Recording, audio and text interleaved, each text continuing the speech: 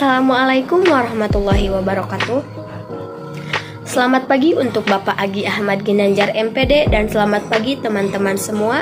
Apa kabar? Dengan saya Ning Suci Nur Atia NPM 211002084, mahasiswa dari Universitas Siliwangi, jurusan Ekonomi Syariah kelas A.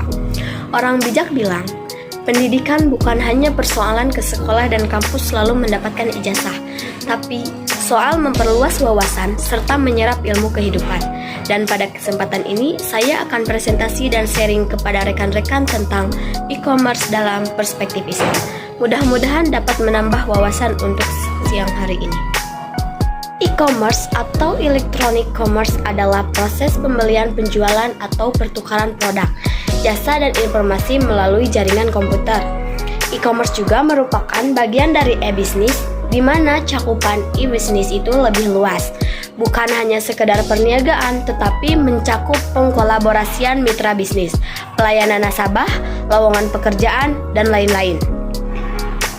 Sebagai suatu perdagangan yang berbasis teknologi canggih, e-commerce telah mereformasi perdagangan konvensional di mana interaksi antara konsumen dan perusahaan yang sebelumnya dilakukan secara langsung menjadi interaksi yang tidak langsung.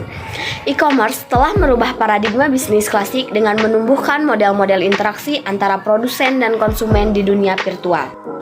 Adapun jenis-jenis e-commerce yang pertama yaitu V2V, business to business.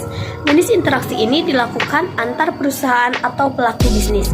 Yang kedua yaitu V2C, business to consumer. Pada interaksi ini terdapat aktivitas secara langsung antara produsen atau pelaku bisnis dengan konsumen.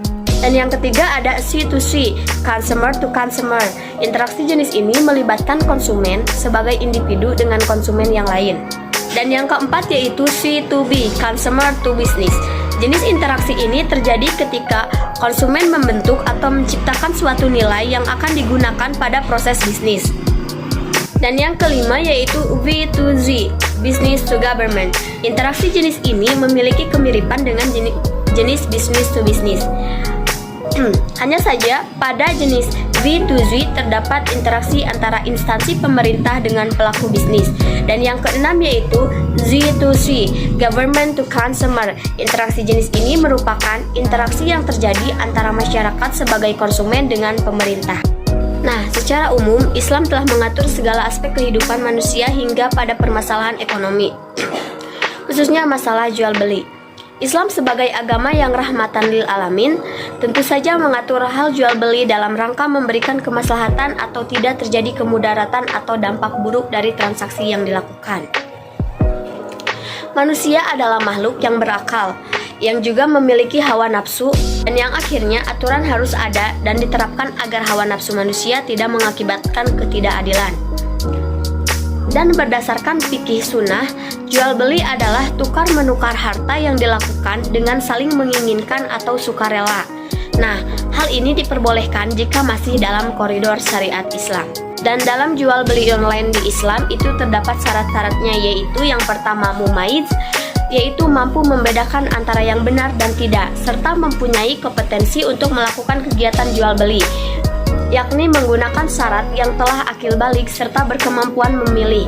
Dengan demikian, tidak sah jual beli yang dilakukan oleh anak kecil yang belum akal, orang gila atau orang yang dipaksa dan juga budak.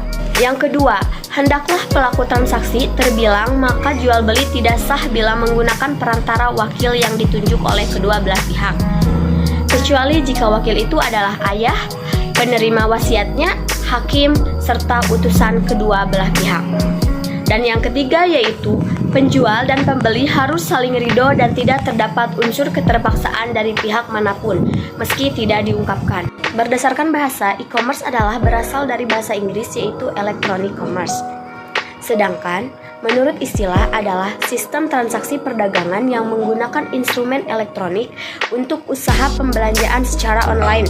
Aturan transaksi dengan menggunakan media e-commerce itu boleh sesuai prinsip maslahah, sebab akan kebutuhan manusia menggunakan kemajuan teknologi ini dengan berusaha memperbaiki serta menghindari kelemahan dan defleksi teknik dari syariah.